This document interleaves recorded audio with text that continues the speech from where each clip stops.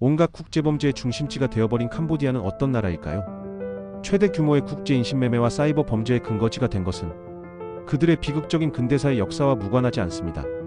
캄보디아 내 한국인 대상 범죄 피해가 그야말로 충격적인 수준으로 증가하며 대한민국 정부가 초강경 외교 대응을 선언하는 초유의 사태가 벌어지고 있습니다. 현재 캄보디아에는 약 1000여 명의 한국인이 체류하는 것으로 추정되는데 올해 들어 8일까지만 접수된 피해 사례가 330건에 달합니다. 캄보디아가 조직 범죄의 온상이 된 배경은 그들의 비극적인 정치사를 통해 이해할 수 있습니다. 수백 년간 강대국들 사이에서 취약한 지정학적 위치도 영향을 미쳤습니다.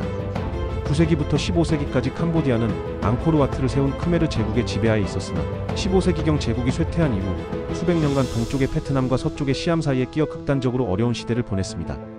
캄보디아는 두 강국에 모두 조공을 바쳐야 하는 이중 조공국 신세였으며 주요 영토를 빼앗겼습니다. 이러한 극한의 고난을 겪었기 때문에 19세기 프랑스 군대가 들어왔을 때 캄보디아는 오히려 베트남과 달리 프랑스의 보호를 스스로 청한 측면이 있습니다. 프랑스 보호령 시대를 거쳐 독립한 후 캄보디아는 냉전 체제 속에서 불안 정성을 겪었습니다. 이후 1970년대 미군의 지원을 받는 론 놀 정권이 들어섰지만 1975년 미국의 지원이 끊기자 크메르 루주가 프놈펜을 점령하며 정권을 잡았습니다. 크메르 루주의 지도자인 폴 포트는 중국의 마오쩌둥을 숭배하며 문화 대혁명을 벤치마킹했습니다. 그가 꿈꾼 사회는 완전한 평등이었으며 이를 실현하기 위해 문명과 지식을 거부하는 극단적인 정책을 펼쳤습니다.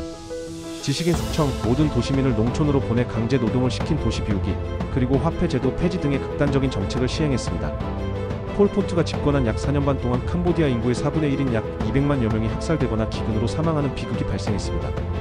이 시기가 바로 킬링필드로 알려져 있습니다. 지식인들을 탄압하고 캄보디아의 문화와 문명을 말살하는 정책을 폈는데 국립도서관의 책을 모두 불태워버리고 양돈장으로 쓰게 했으며 안경을 꼈다는 이유만으로 지식인이라며 숙청을 당하거나 손바닥을 만져서 매끄러우면 일하지 않은 손이라며 사륙을 당하였습니다. 폴포트 정권은 1978년 말 베트남의 침공으로 2주 만에 함락되었고 이때 베트남으로 귀순했던 크메르 루주의 대대장이 바로 훗날 38년간 캄보디아를 장기 집권한 훈센입니다. 베트남군이 1978년 12월 캄보디아를 침공하여 크메르 루주 정권을 몰아내고 캄푸치아 인민공화국 정부를 수립하자 훈센은 요직을 거쳐 1982년 30세의 부수상 겸 외교부장이 되었고 1985년에는 만 32세의 세계 최연소 수상이 되었습니다. 현재 캄보디아는 형식적으로 입헌 군주국이지만 훈센이 이끄는 캄보디아 인민당이 의석의 99.9%를 장악하고 있어 실질적인 일당 독재 체제와 다름없습니다. 훈센의 장기 집권은 정통성이 부족했기 때문에 지지층에게 이권을 제공하여 권력을 유지할 수밖에 없었고 이는 필연적으로 부정부패를 만연시켰습니다. 결국 중국 범죄 조직이 캄보디아를 활동 근거지로 삼은 배경에는 훈센 치하에서 이러한 범죄 조직이 장기적으로 활동할 수 있는 오래된 부정부패 인프라가 존재했기 때문입니다. 한국 정부는 ODA 재검토라는 강력한 외교적 채찍과 미국, 영국과의 국제 공조를 지렛대로 활용하여 캄보디아 정부의 협조를 이끌어내고 범죄 조직에 대한 전면적인 합동 수사를 관철해야 할 시점에 놓여 있습니다. 2023년 17건이던 피해가 2024년 220건, 그리고 올해 8월까지 330건으로 폭증한 사실은 이는 거의 매일 납치나 구금 피해가 발생하고 있다는 의미로 사태의 심각성을 단적으로 보여줍니다. 피해자 중에는 안타깝게도 고문을 당한 뒤 숨진 한국인 대학생의 사례까지 발생했습니다. 문제는 캄보디아 정부의 미온적이고 비협조적인 태도입니다. 한국 정부는 인터폴을 통해 20건의 국제 공조를 요청했으나 캄보디아 측 회신은 단 6건에 그쳐 요청 대비 회신율이 30%를 밑도는 수준입니다. 현지 경찰 소속의 코리안 데스크 설치 또한 캄보디아 경찰이 거부했습니다. 이는 캄보디아 고위급 인사들이 한국 경찰의 현지 파견을 껄끄럽게 여겨 사전 차단했을 것이라는 의혹을 낳고 있으며 한국 정부와 국민의 분노를 극대화시키는 핵심 요인으로 작용하고 있습니다. 이에 한국 정부는 캄보디아 정부의 비협조적인 태도에 더 이상 좌시하지 않겠다는 강력한 의지를 표명하며 공적 개발 원조 중단을 포함한 모든 초강경 압박 카드를 테이블 위에 올려놓았습니다. ODA 카드가 강력한 압박 수단이 되는 이유는 지난 몇 년간 캄보디아에 집중된 한국의 막대한 ODA 규모 때문입니다. 올해 캄보디아에 지원된 ODA 예산은 4,350억 원으로 한국의 27개 중점 협력국 가운데 예산 규모와 증가폭 면에서 모두 1위를 차지했습니다.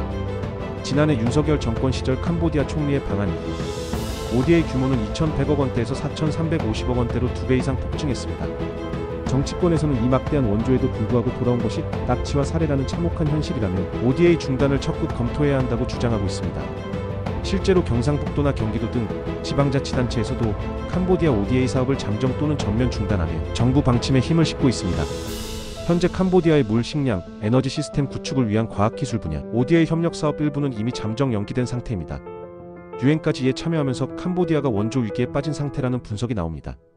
다만 ODA 중단은 캄보디아 국민들의 삶을 지원하는 인도적 지원의 성격이 강하므로 정부 압박 수단으로 활용하는 것에 신중해야 한다는 반론도 만만치 않습니다. 이와 함께 한국은 국제 공조를 강화하고 있습니다. 이번 사건을 계기로 미국 재무부는 캄보디아 내 범죄 조직 자금을 파악해 수십조 원 이상의 추징을 할 것으로 파악되며 트럼프 미국 국무부는 20조 원 규모의 비트코인을 압수했다고 알려졌습니다. 이는 범죄 조직의 돈줄을 끊는 것이 직접적인 효과를 가져올 수 있음을 시사하며 캄보디아 정치권의 검은 돈이 사라지면 정부의 협조를 이끌어낼 수 있다는 판단의 배경이 됩니다. 일부 정치권에서는 캄보디아 내 납치된 한국인을 구하기 위해 아덴만 여명 작전과 같은 군사적 조치까지 언급하는 극단적인 대응 방안이 거론되었습니다. 그러나 팩트체크 결과 군사적 조치는 현실적으로 어렵다는 것이 중론입니다. 2011년 아덴만 여명 작전의 작전 지역은 모든 국가가 자유롭게 이용할 수 있는 공해상이었으나 현재 사건이 발생한 지역은 명백한 캄보디아의 영토입니다. 국제법과 주권 원칙상 캄보디아 정부의 승인 없이는 한국 군경이 현지 영토에 들어가 수사나 작전을 수행할 수 없습니다. 외교 협상이 이루어진다면 불가능한 일은 아니지만 이는 캄보디아 정부의 주권 포기 수준의 동의가 전제되어야 함을 의미합니다. 게다가 범죄 조직이 중국과 연결되어 있어 중국인들이 희생될 경우 외교 문제로 비화될 가능성도 있어 군사적 조치에 대한 신중론이 제기되고 있습니다. 한국 정부가 이토록 강경한 목소리를 내야 하는 배경에는 이번 범죄를 저지른 세력이 단순한 지역 폭력배가 아닌 캄보디아 최고 권력과 유착된 초국가적 사기 범죄 조직이라는 사실입니다. 중국계 거물들이 캄보디아 시민권을 취득한 뒤 카지노와 불법 스캔센터를 건설하고 막대한 부를 축적했으며 이들은 훈센 전 총리 등 최고 위층과 밀접한 관계가 있다는 분석이 나왔습니다. 캄보디아의 경제특구를 만들고 중국 카지노 업체가 대거 진출하면서 캄보디아는 글로벌 피싱 범죄 기지로 전락했습니다. 코로나19 사태로 카지노 관광객의 발길이 끊기자 이들은 피싱, 스캠 등 사이버 범죄로 손길을 뻗쳤습니다. 이들은 조직적으로 가짜 구인 광고로 외국인들을 유인하여 시설에 감금하고 고문하며 온라인 사기를 강요했습니다. 유엔 산하기구에 따르면 지난해에만 캄보디아에서 다양한 국적의 청년 10만여 명이 온라인 사기 범죄에 동원되었습니다. 특히 중국 조직은 한국인은 돈이 된다며 유독 한국인 납치에 공을 들여온 것으로 알려졌습니다. 더욱 충격적인 사실은 이들 범죄 조직에 감금된 한국 청년들이 피해자인 동시에 보이스피싱과 로맨스 스캠 등의 조직 범죄에 직간접적으로 연루된 가해자 피의자라는 이중적 지위를 가지고 있다는 점입니다. 실제로 캄보디아 정부가 지난 18일 인계한 한국인 청년 64명은 국내 송환 직후 경찰의 피의자 신분으로 체포되어 수사를 받고 있습니다. 경찰은 이들 중 상당수가 대포 통장 운영 등 범죄에 가담했을 가능성을 염두에 두고 있습니다. 이러한 범죄가 만연한 근본적인 이유는 공권력과의 결탁 없이는 조직 범죄가 지속될 수 없기 때문입니다. 캄보디아는 부패 지수가 싱가포르 등과 비교할 때 최하위권에 속하며 특히 캄보디아, 라오스, 미얀마는 아세안 ASEAN 10개국 중 부정부패가 심하고 공권력이 범죄 조직과 연루되었다고 추측되는 대표적인 친중 국가입니다.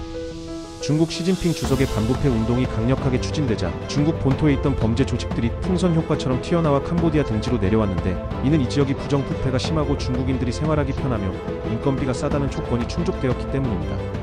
국제사회는 이미 캄보디아의 사기단지에 대해 움직이기 시작했습니다. 미 법무부는 프린스 그룹을 초국가적 범죄 조직으로 규정하고 천지 회장과 관련된 146곳의 계열사 및 개인에 대해 전방위적인 금융 제재를 발동해 자금줄을 완전히 봉쇄했습니다. 영국 정부 역시 천지 회장 소유로 파악된 약 1,400억 원 규모의 런던의 호화 건물 및 부동산 자산을 압류하고 모든 자산을 동결하는 강력한 조치를 취했습니다. 이 동결 자산 규모만 우리나라 돈으로 20조 원이 넘는 것으로 추정됩니다.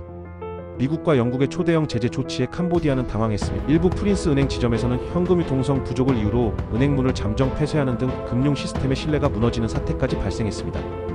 그러나 전문가들은 캄보디아에서 조직 범죄를 근본적으로 뿌리 뽑는 것은 비관적이라고 전망합니다.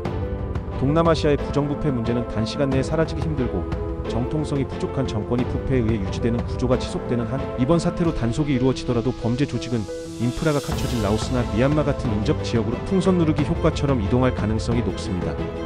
따라서 한국은 ODA 중단과 국제 제재를 통해 캄보디아의 협조를 최대한 빨리 이끌어내어 조직들이 미얀마나 라오스로 빠져나가기 전에 범죄 조직의 돈줄을 차단하는 것이 당장의 최우선 과제입니다.